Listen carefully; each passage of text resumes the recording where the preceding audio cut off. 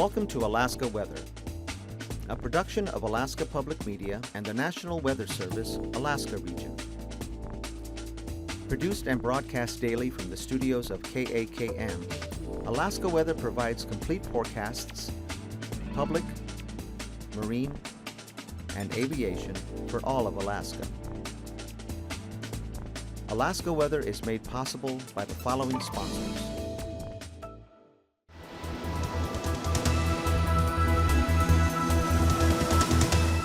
The National Weather Service. Hello everyone, and thanks again for joining us for this Saturday's edition of Alaska Weather. I'm Dave Percy.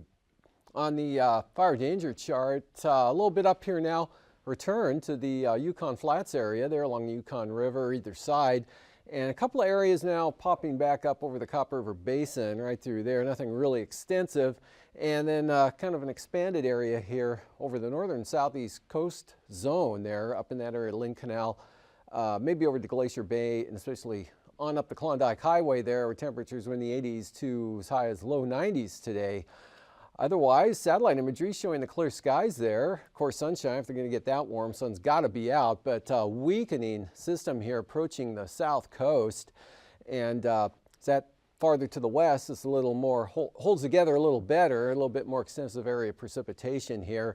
About 1/1600ths of an inch there, Kodiak Island, the last 12 hours, rainfall amount from 4 a.m. to 4 p.m. And moisture eastward here across northern Bristol Bay and across the Kuskokwim Delta area, and heavier moisture along the south coast of the Alaska Peninsula there. For example, Chignik picking up 0.86 inches in that same 12-hour period, and then it tapers back off to about 1/10 of an inch at Unalaska. Otherwise, sunshine, clear skies here, eastern interior, northwest Canada, back, picking up some clouds here as you head west. Norton Sound looking really good. Mostly cloudy there for the Seward Peninsula, and looks like some clearing there for the Yukon Delta. Otherwise, lots of low clouds here, cloudiness out over the Bering Sea. Breaking out, though, over the far western Aleutians, although it's west of Adak, and then Shimia getting in the cloud shield of the next system. And a couple of systems there for the Arctic coast. Kind of had a thing out in advance of the more well-defined front here back to the northwest there, and that brought some moisture to the northwest areas. Along the Arctic coast, only about 1 to 3 hundredths falling today from the central coast back to the west. No attack, though, picking up 1/1500ths of an inch from this southern feature there, sliding eastward with some showers along the Alaska Range and over the North Slope.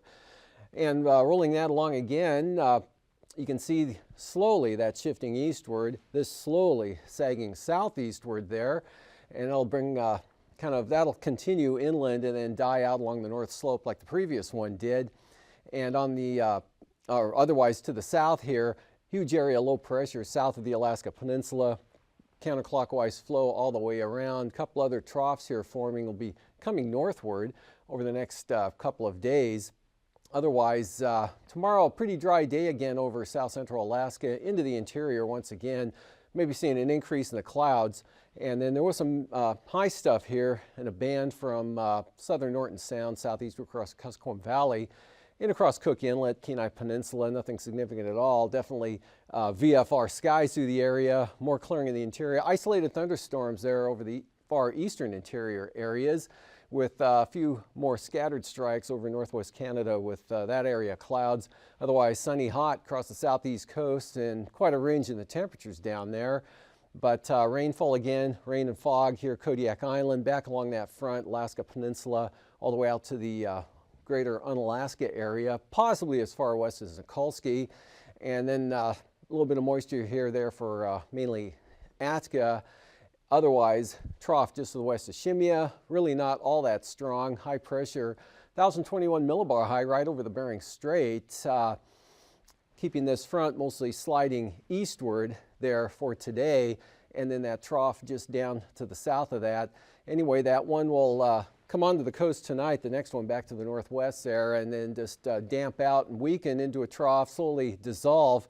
But still periods of rain, fog, and drizzle will be shifting eastward by tomorrow morning about 4 a.m. The main rain area will be on the east side and then trailing back and then weakening considerably as you approach the northwest coast. High pressure, narrow ridge, St. Lawrence Island of Bering Strait, southwestward to the western Aleutians there. That's going to really kind of just halt that trough to the west there with not much moisture even for shimmying at too. Otherwise, another front develops here, so it looks like periods of rain continue.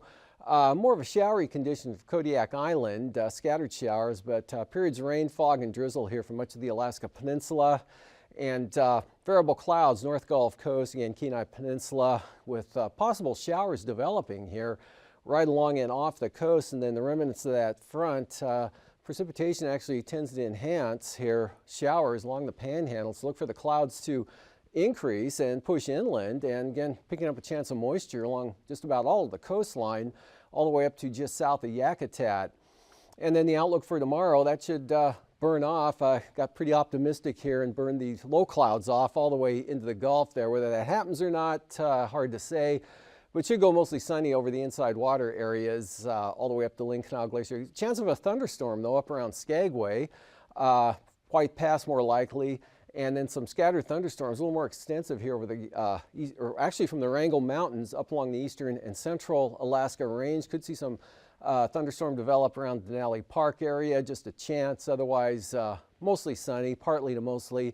Look for an increase in the clouds a little bit here, southern Alaska, but no precipitation. That's staying down. Kodiak Island on down along the Alaska Peninsula, yet another front, or the whole thing kind of shifts back to the south there, but still under the circulation of that low farther to the south. Arctic coast, still the remnants of that frontal boundary there, mainly along the coast for a little bit of moisture in the form of fog and drizzle, with high pressure keeping winds light up in that area. Eastern Arctic coast, light variable winds tomorrow, 5 to 10 knots, maybe 15, but more in the 5 to 10 knot range across the entire coastline. High pressure, no storminess inside here out over the Bering Sea. Very weak trough here, staying to the north. A little bit better low center now showing up there over the far northwestern Bering Sea. But for the most part, the Aleutians looking pretty good there, but IFR areas of, especially on the north side of the islands with the northerly flow there, picking up a little bit of a breeze tomorrow, maybe up to 25 knots, possibly 25 knots or 15 to 20 there. Back in toward the Alaska Peninsula, winds will be lighter though and more northeasterly. And then the forecast for Monday, a little bit better system. That thing slides southward, actually develops a frontal system now that slides some rain in toward the Adak area from the west. Otherwise, high pressure, light winds continue. Lack of a gradient here, really just due to a lack of storminess and presence of high pressure. This thing here really washing out now. But clouds and showers, more clouds and showers over the southwest interior. Pretty good chance maybe of some thunderstorms, Kuskokwim Mountains up to just the Nulato Hills, and then isolated. These really just scattered at best, most likely isolated there, even up over the White Mountains into the southern Copper River Basin. So definitely a cloudier, a little bit showery day coming up for the southern interior, staying nice to the north, dry conditions. Another trough though keeps a threat of some moisture there for the western Arctic coast back to possibly the Bering Strait. Looks like that whole mess will stay west of the Seward Peninsula. And then this trough, remnants of the front, periods of rain pretty likely here from Cape Yakataga to Cordova, in across Prince William Sound, Portage, or Whittier, maybe Portage, probably something will get into Portage, maybe not Girdwood, but rain chances are better down the Kenai Peninsula on the south coast, in across Kodiak Island, tending to lift north, and then the west side of Cook Inlet picking up a chance of rain in the afternoon, especially down toward the Aleutian Range, and then again right along the Alaska Peninsula. Should stay dry over the panhandle. This moisture will stay well to the west as it looks right now, but look for low clouds and fog, especially morning hours out along the coastline there with a higher pressure ridge offshore, lower pressure inland, and now south to north flows. Definitely cooler temperatures coming in to the kind of a cooling trend, but not anything too great except out along the coast. And for the temperatures today, a couple of 90s showing up. Skagway 93, that's an all-time record high for Skagway. That broke the old record of 92 that was set on the 5th of July 1972. I remember that day actually, but I wasn't in Skagway. Anyway, down to the south, 94 degrees in a place called Shelter Cove. Otherwise, Klawock at 76, 66 there at Sitka, and a 71 degree reading at the Juneau Airport. They were up to 81 earlier, I believe, or no, 74 actually. Otherwise, Copper River Basin, Gulkana, 84 degrees, McCarthy at 78 and 79 over at Tok. Fairbanks, 76, very nice day. South into the valley, Talkeetna, 77 degrees, 75 in Kenai. Otherwise, 66 there. That's at Seward. And a 77 degree reading at Cordova. Mid to upper 70s here back to the west there in the Kuskokwim Valley areas. Farther north, 74 there at Fort Yukon, 65 Arctic Village, 66 right out to the coastline there at Kaktovik. Otherwise, cooling back into the 40s here on the west side, 60s, lower to upper 60s with Deering at 67, Kivalina by contrast 57 degrees, 53 Shishmaref or at Teller, 62 at Nome, 72 St. Michael, and 73 there at Bethel, but 59 at Makoriak, 58 Savunga, 54 St. Paul, same thing on Alaska, 50s lower 60s Alaska Peninsula, 70s northeast Bristol Bay, lower to mid 50s there for the Aleutians, and just 56 again with clouds and moisture for Kodiak.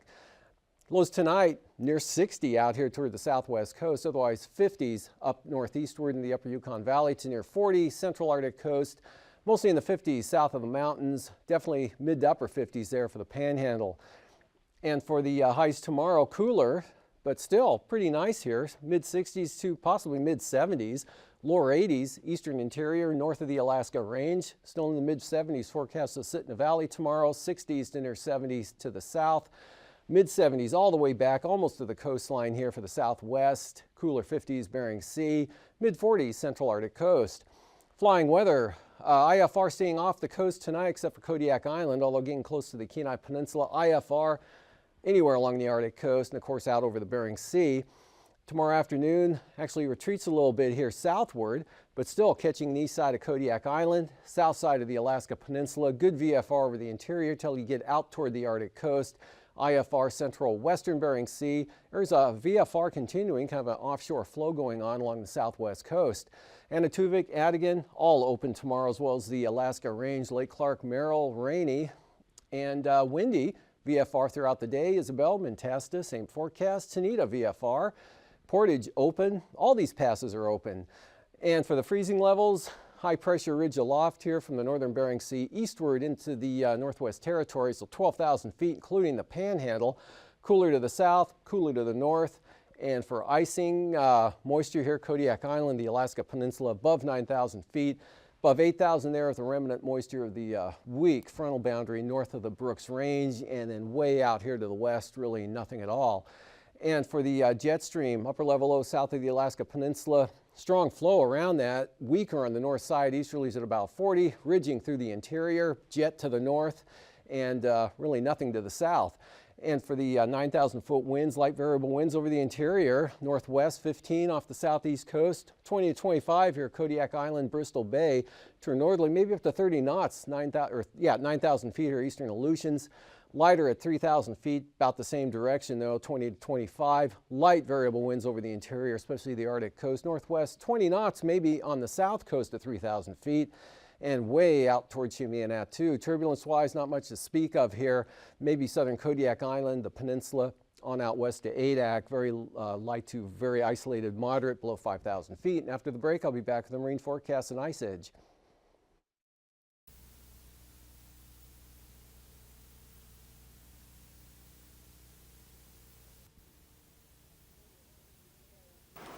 Mike Nolan, AKwx Fire Chief. I'm here to talk to you today about defensible space and wildland fires. The fire truck in the background is your last line of defense against wildfire. You are the first line of defense. The following video will show you how to prepare and protect your home so that if you call us, we can save it. Thank you.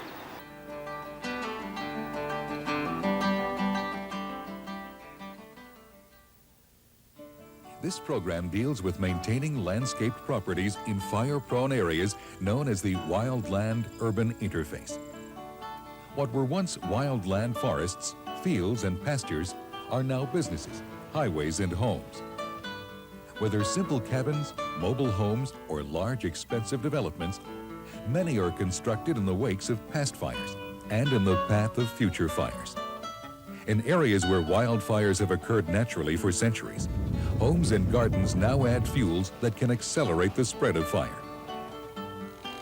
landscaping can help protect property and lives from wildfire. Because the landscape is constantly changing, proper maintenance is the key to keeping landscaping fire-wise. Landscapes that are easy to maintain are more desirable than highly complex arrangements that may be neglected.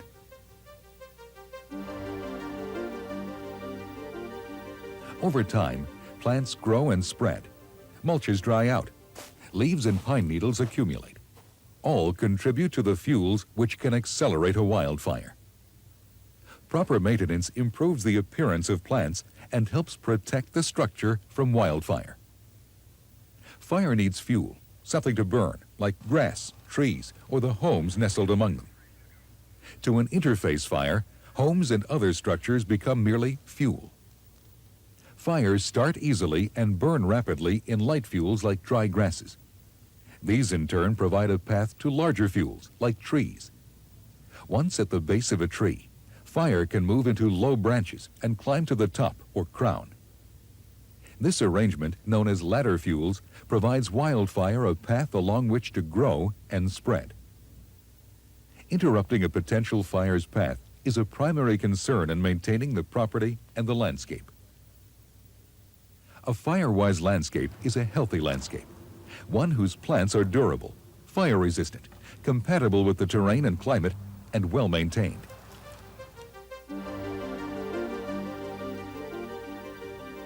When plants dry out, they become more flammable. Proper watering is therefore essential. The results of overwatering and underwatering can be the same: damaged plants and increased flammable litter. Irrigation systems, whether drip or spray, play an important role in maintaining the health of plants, shrubs, and trees. If an irrigation system is not working effectively, vegetation may become stressed and dry, providing wildfire a way to spread to other vegetation.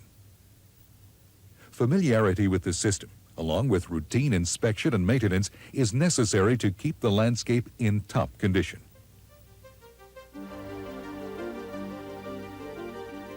As trees grow, careful pruning preserves their appearance, structural integrity, and functional values. But pruning also maintains its ability to resist fire. Pruning tree branches at least 6 to 10 feet from the ground helps interrupt the fire's path. Pruning cuts should be clean and smooth, avoiding flush cuts and stubs. A well-pruned tree heals quickly, while poor pruning results in scarring and possible disease. No more than 1/3 of a tree's live foliage should be removed at one time to avoid stress. Young, vigorous trees can withstand more severe pruning than older, weaker trees.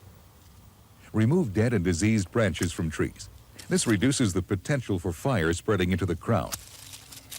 Shrubs should be well spaced to break up the fire ladder and keep the vegetation density low. Except for formal clipped or sheared shrubs, shrubs should be maintained by thinning, maintaining size, and removing excess leaf litter. Vines and ground covers can build up a heavy underbrush of dead leaves and branches, which should be removed to lessen fuel for fire. Remove or mow dry grasses, weeds, and underbrush. A mulch over bare soil can provide many benefits while adding little fire risk. Even in healthy landscapes, the buildup of leaf litter and other debris can give fires a chance to start under porches and decks, and on roofs.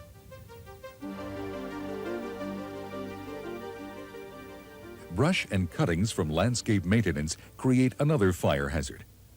This debris should be promptly and legally disposed of, leaving a clean, neat landscape.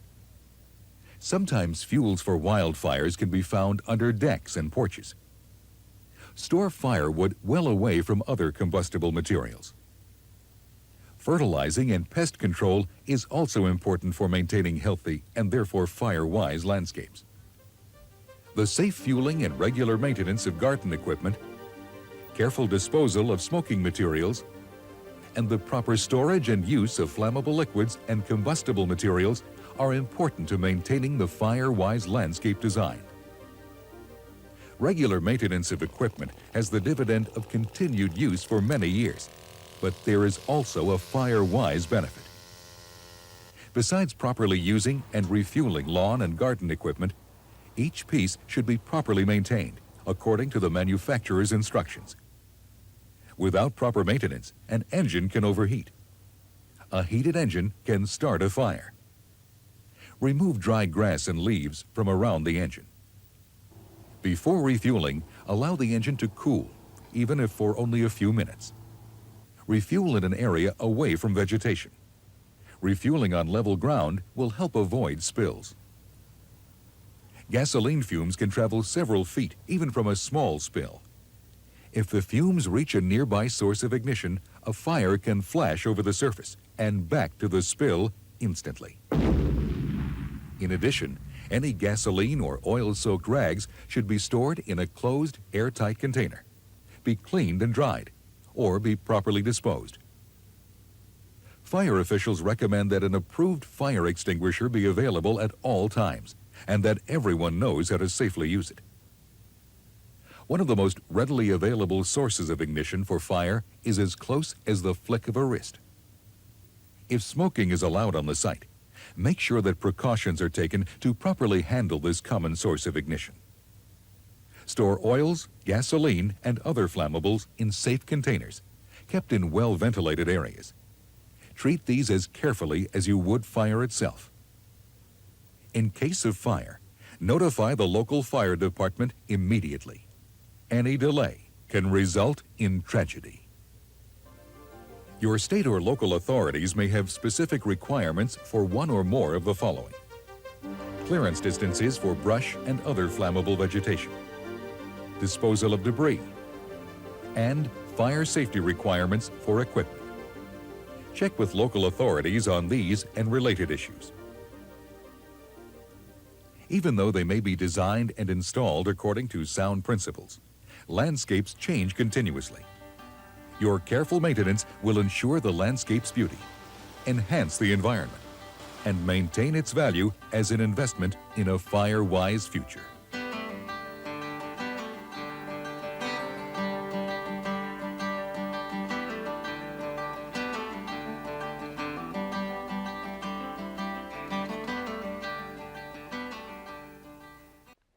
Welcome back. Today's sea ice analysis. Main ice way off the coast now. Still a patch here north of the eastern Beaufort Sea coast. That's probably going to completely disappear over the next 2 or 3 days, and then opening northward here, even up towards 78 north, seeing some holes open up, but still quite heavy back through this area to the east and to a lesser extent back to the northwest. And for the Panhandle coast, light westerly breeze on the north coast, northwest 15 south. Same thing for Clarence Strait, otherwise very light variable to south winds. At 10 knots, definitely will pick up a sea breeze there for Lynn Canal and probably southerlies for Stevens Passage. And for the next day, 20, maybe 22 or 3 knots in the afternoon there for northern Lynn Canal, otherwise northwest 15 to as high as 20 knots for Clarence Strait. Light west northwesterlies along the south coast and very light south to southeasterlies on the north coast. So seas down to 4 feet there along all of the coast. And for the Prince William Sound zone tomorrow, North Gulf Coast, light variable winds 10 knots or less, seas 2 to 4 feet. East 15, Barren Islands down the east side of Kodiak Island. Shelikof Strait, northeast 20, 5-foot seas, otherwise pretty light for Cook Inlet. And then for Monday, 20-knot winds now for Kachemak Bay, into the Barrens, easterlies 20, turn southeast there on the North Gulf Coast, all at 20 knots. Seas coming up a little bit, 5 to 6 feet, all the way down the east side of Kodiak Island. Now east 15 for Prince William Sound, northeast 10 to 15 for Cook Inlet. East 15, Bristol Bay, Alaska Peninsula, northeast 20, seas 6 feet, east 20 from Castle Cape to Sitkinak. For Monday, east 10 for Bristol Bay, light variable winds here for the Alaska Peninsula, southeast 15 as you head up towards Sitkinak. And the Aleutians, Fox Islands, north 20 to maybe 25 knots, and that extends all the way out to Adak, and then falling back to north at 15, ridge axis right through here. And then for Monday, northwest 15 for the western Aleutians, turn southwest, west-northwest 15. Pretty light winds coming up for the Aleutians both days, or for Monday here, with variable to north at 10 to 15 for the Fox Islands. and southwest coast northeast 15 south of the island. 20 knot winds here for a stretch of the southwest coast, and then down to 15 for St. Lawrence Island. North to northeast here from the Pribilofs all the way up to St. Matthew Island. Light variable winds coming up on Monday though for the Pribilofs, and really about the same pattern here right up to the coast. Southeast 15 St. Matthew Island, southwest at the same speed for St. Lawrence Island. And light variable winds, central eastern Beaufort Sea coast, 5 to 10 knots. Pick your direction, seas 3 feet or less. East at 10 on the west side. Light winds from Cape Thompson to the Strait. And then for Monday, southwest 15. Now some southerly winds at 20 knots from Cape Thompson here, including the western coast. Southeast 15 for the central coast. Turn easterly at the same speed as you head toward demarcation point. Seas though still at 3 feet. And for tonight, very weak front coming in, bringing some rain to the west side tonight, sliding eastward after midnight, and then hanging in up along the Brooks Range there, otherwise fair over the southern interior. More rain, Alaska Peninsula, maybe southern Kodiak Island to Unalaska Island. Increasing clouds, chance of moisture, drizzle or showers along the coast, especially after midnight in toward tomorrow morning. But I think it'll be definitely a dry day, whether you clear out to this extent along the coast, maybe not, but you could. But it'll definitely be dry. Rain, Kodiak, Alaska Peninsula. A little bit better chance of thunderstorms, Wrangell Mountains, Alaska Range. This thing really washing out, but keeping it cloudy and damp. And no storms out to the west until Monday. This pushes eastward here with a front, but winds aren't all that great. But chance of rain for AKwx. Rain, Alaska Peninsula, North Gulf Coast to Cape Yakataga. Another dry day for the Panhandle with some sunshine. Scattered isolated thunderstorms, central interior. Sunshine to the north slope there, and then this keeps a chance of light precipitation for the western coast down to about Kivalina. Otherwise, look for cloudy or cooler conditions here. Definitely cooler for the southeast coast, but no big change. These forecasts are to be used for planning purposes only.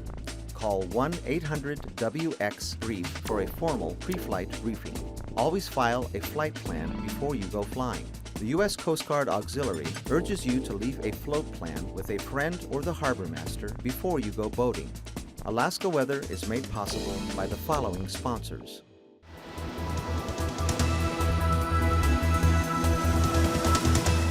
The National Weather Service.